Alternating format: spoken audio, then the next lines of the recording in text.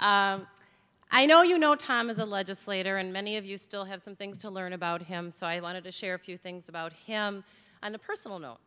I was afraid that someone, when Herb said that I was a fighter, that maybe somebody heard some of our conversations at home. Tom loves to get me going a little bit, and he knows what it's going to take to get me rattled. So lots of times people say, he'll come home and he'll say, hey, someone said that you can't run, that I'm not going to run for governor because you won't let me. And that's all it takes, someone to tell me what I'm saying, what I'm thinking, what we can and can't do. I'm like, what? Who said that? Okay, we're doing this. So I am a little bit of a fighter, that's true. And a little bit back, going back a few years, I don't want to think how many because now I have a few crow's feet more to show and a few gray hairs. But when I first met Tom, we had a mutual friend, and I didn't really know him at all. I kind of wasn't paying attention, but he's a very good listener. And I got on my soapbox about being an educator and how the state legislature doesn't understand what kids need, and education is really important, and things aren't being done to fight for kids, and on and on and on and on. And when I finally took a breath, he told me that he was a state legislator. And I was like, oh, okay. And he did care, and he wanted to come and visit my classroom. And I was like, okay, fine, whatever. And I really didn't think at the time, is this a come on? Is he, is he trying to set up a date? Or I didn't know what he was doing. But he did come and visit my classroom. And 23 years later, and a lot of campaigns and 4 kids, here we are today. So.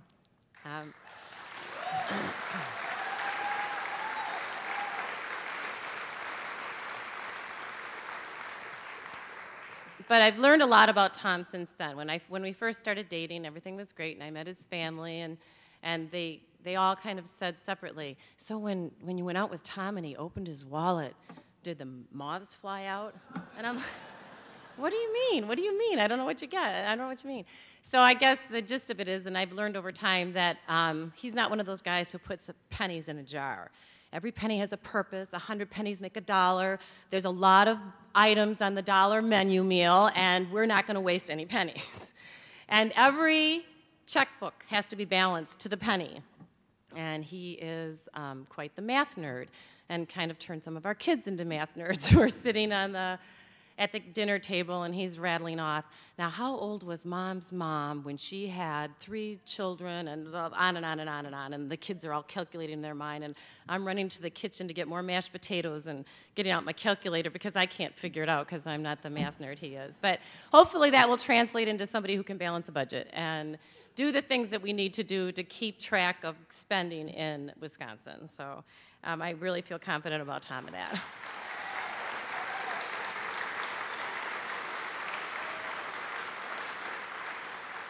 And there's a lot of conversation about why did it take Tom a while to announce, and he had to check with his wife, et cetera, and it is a challenge, and it is a juggle, and I think that people probably respect the fact that he's not making unilateral decisions.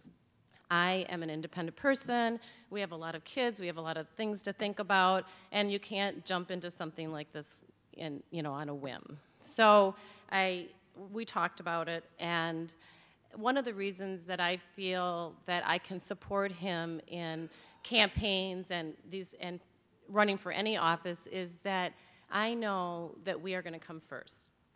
Campaigns are going to be rigorous and long hours, and he's going to work every single day, but I know that he's always going to be there for us, and that whenever we need him for anything, that all bets are off and he's there for us, and that makes it easier for me to support him for this.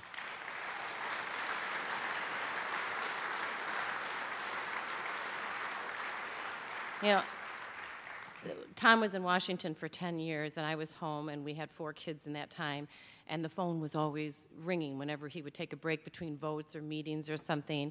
And of course I had, a 6-year-old, a 4-year-old, a 2-year-old, and an infant, and he'd call and say, what are you doing now? What are you doing now? And I'd be like, here, I'll put you on speakerphone, and somebody's crying, and he was always calling, and it was like he was missing out, and finally he said, I can't do it anymore. I need to come home. I need to be with my family. I can do some work and I can do some good and I can be closer to home.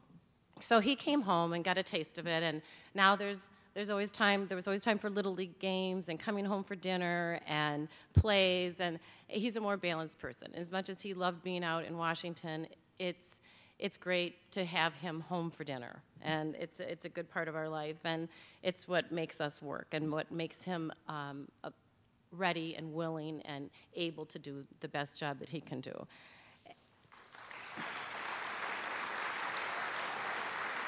So, and you might wonder, like, why does our family matter to anybody else? But I think it does matter, because I think that it's kind of saying that we understand what other families go through. We understand the juggling and the schedules, and I think also we're doing an important job for setting a bar or a standard for what families should be and what's important. And we all want to work, and we all want to get ahead, and we want to take part in activities, but family has to come first. And I'd like to think that in some ways that we're modeling what's really important.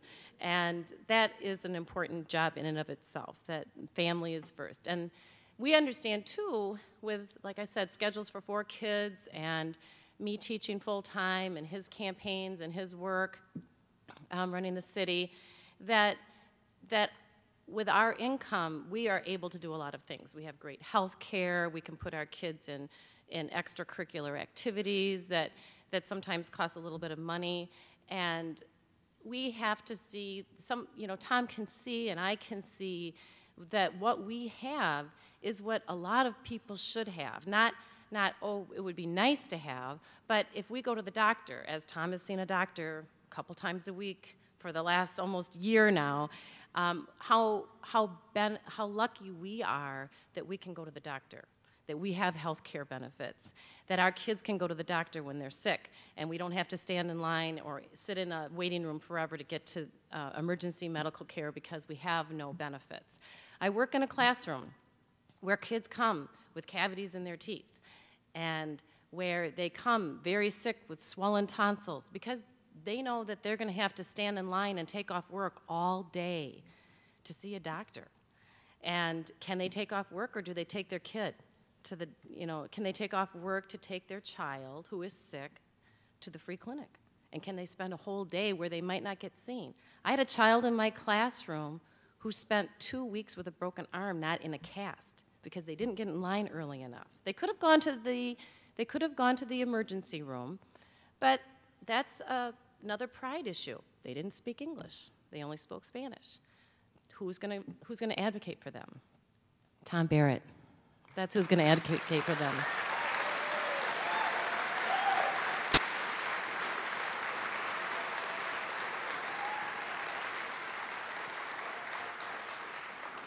Another thing we're talking about family is, I think another part of our job as parents, and that I think that resonates hopefully and will play out in time, is that we've taught our kids to be respectful of everyone, to do their part, to volunteer, to share what they know with others willingly. And that's an important thing. And I think that our kids are growing up in a world where a lot of people have forgotten how to be respectful and how to be kind and how to be generous. And hopefully that's one of the things that we're teaching our kids. And I feel really, really proud that they're doing that, that they're that kind of people, that they're turning into those kind of people, because now my kids aren't little anymore. We used to talk about babies. Our youngest just finished 5th grade yesterday. So it was like a big moving on. Now we have to talk about how they're going to live their lives as they're moving on. Our son's going to be a senior in high school, and he came to me and talked to me about, they were doing a gender study, and how do women get treated, and what's your personal relationship or experience with sexism, and why do you think women get abused? And it was pretty serious. We had to have this conversation. And I could see that he looked at me and he thought, I don't get it. And the reason he doesn't get it is because he's never really seen anything but respect from his dad for all people, but especially women.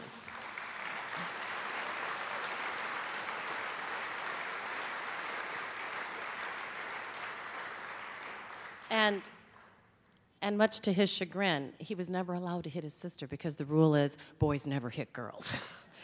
So, timeouts maybe, but he never got to get back. Anyway, I want to say that we are really, really excited to do this campaign. I really feel like Tom is ready to fight the fight. He is going to...